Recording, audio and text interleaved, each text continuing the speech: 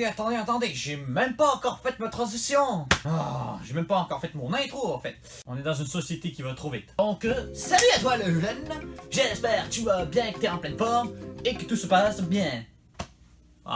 Je l'ai encore raté, mais c'est pas grave. En tout cas, moi de mon côté, ça va super bien. Je n'étais pas au lancement, comme plusieurs enfants le savent, mais on m'a dit que vous aviez vraiment trippé, que vous avez vraiment aimé sur la chanson. Je vais vous laisser encore avec la chanson. Fait que profitez-en. Fait qu'on se revoit tout de suite après la chanson. Et désolé d'avoir interrompu votre fun. Je suis désolé, je m'en vais. Oui, je m'en vais. Tous les peuples et les nations entonnent un hymne à la gloire du Fils de l'homme.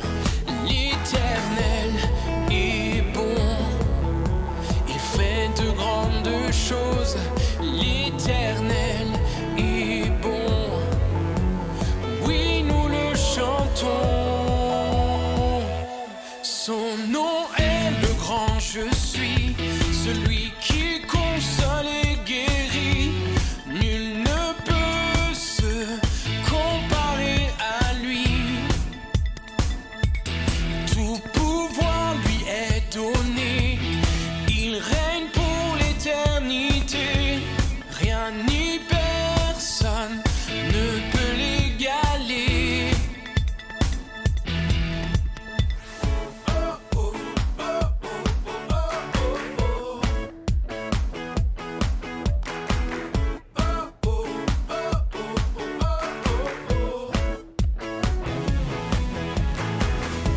Un chant nouveau monte de la terre entière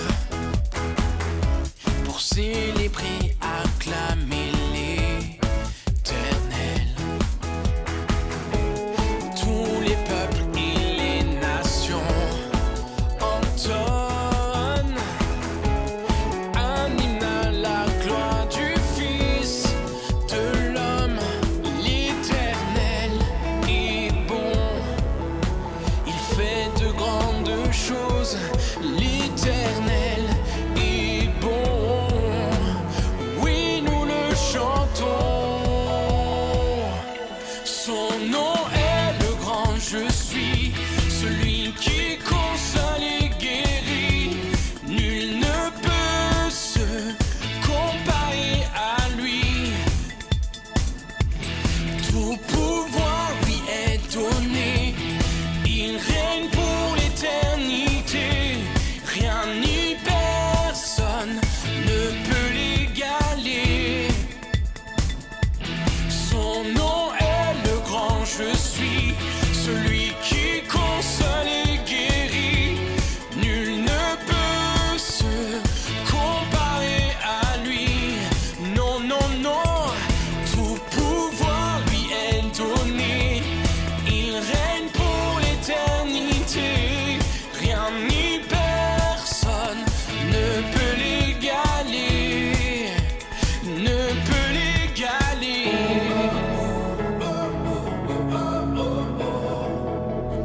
Ne peut l'égaler.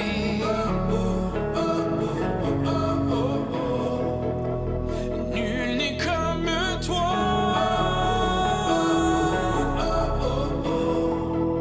Nul ne peut t'égaler.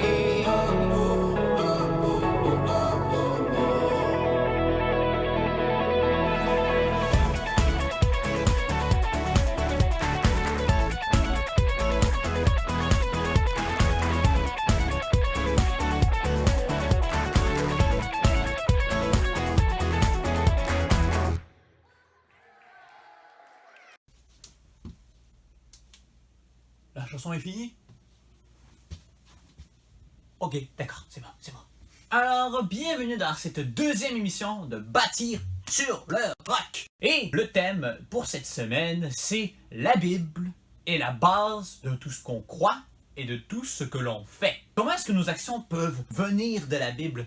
Comment est-ce que nos croyances ou même nos actions permettent de changer notre vie et aussi la vie des autres? Et c'est quoi la puissance de la Bible pour que ça ait un aussi gros impact dans nos vies? Et bien justement, toutes ces questions-là rassemblées ensemble, ça va être Samuel qui va répondre à tes questions comme d'habitude, avec sa bonne petite preach. On est bien relax, puis il va bien répondre à toutes tes questions. Fait que je vous laisse avec lui, et j'espère que vous allez avoir du bon temps avec lui.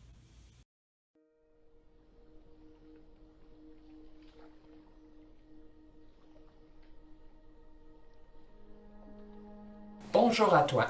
J'espère que tu vas bien et que tu as passé une belle semaine. Si tu as écouté ma dernière capsule, tu as appris que je crois que la Bible, la parole de Dieu, est inspirée de Dieu. Et cette semaine, j'aimerais répondre à une nouvelle question. Pourquoi est-ce que Dieu nous a donné la Bible?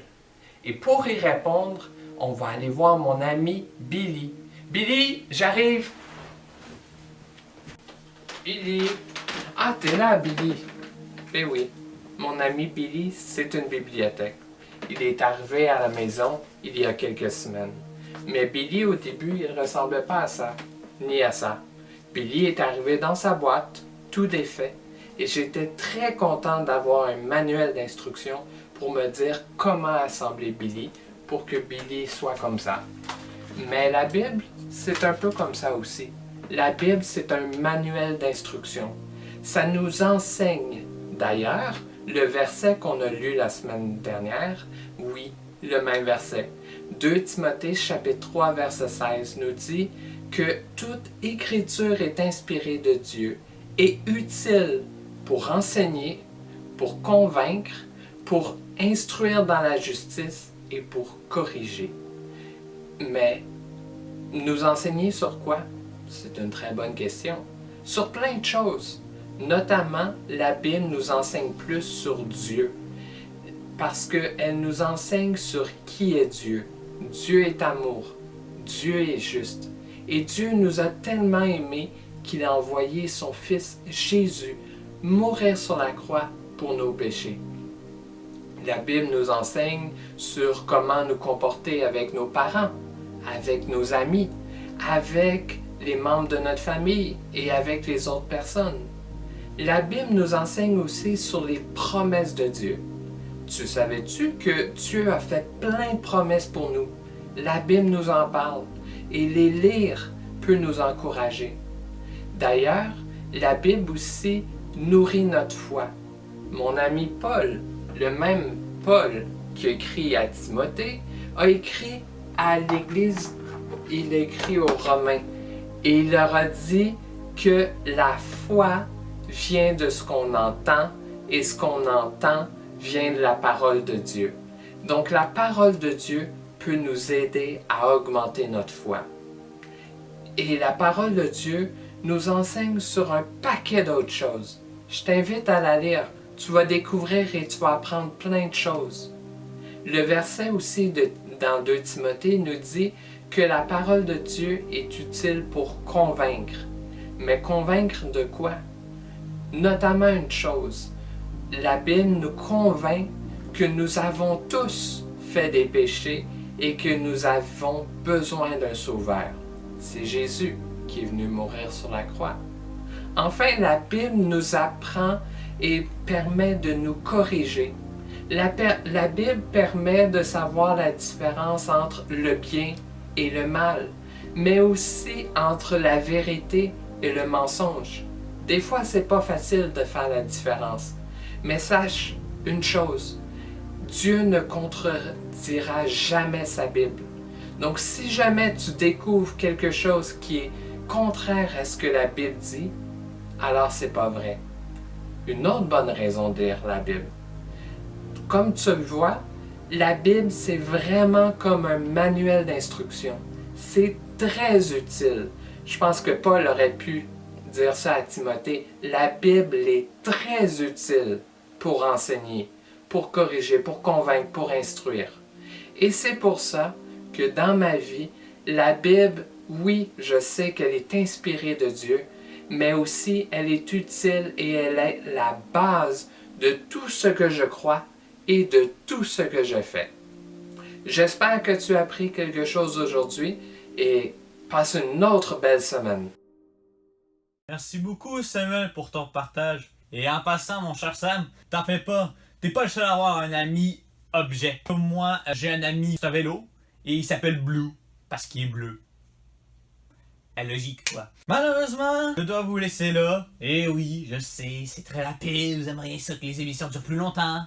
Ou peut-être pas, je sais pas moi. Et avant je vous laisse, comme d'habitude, et comme à chaque émission, c'est une tradition ici pour la Génération Canard, les défis, évidemment. Je ne peux pas vous laisser sans vous donner des défis, voyons. Alors au lancement, il paraît que vous aviez vu 2 personnages qui s'appellent Logo et Réma, je crois. Ça semble bien être ça. Oui. La question que je vais vous poser, c'est à quoi Logo et Réma font référence? C'est ça le défi. Vous devez répondre à la question de à quoi est-ce que Logo et Réma font référence. Alors vous aurez sûrement besoin de l'aide de vos parents pour vous aider, probablement. Ça me surprendrait pas. Alors sur ça, je vous dis bye bye et bonne chance à tous.